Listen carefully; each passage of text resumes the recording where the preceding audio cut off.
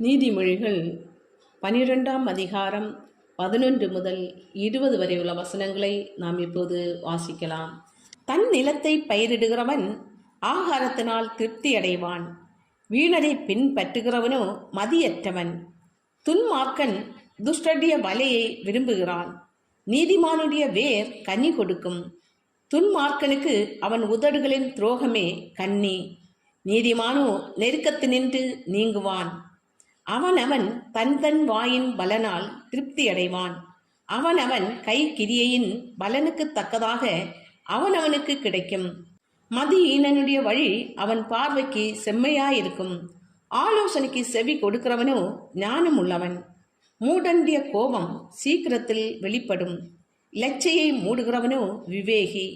சத்திய வாசகன் நீதியை வெளிப்படுத்துவான்.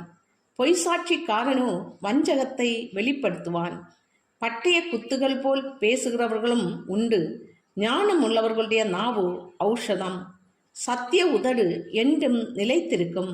பொய் நாவு ஒரு நிமிஷம் மாத்திரம் இருக்கும். தீங்கை பிணைக்கிறவர்களின் இருதயத்தில் இருக்கிறது கபடம். சமாதானம் பண்ணுகிற ஆலோசனைக்காரருக்கு உள்ளது சந்தோஷம்.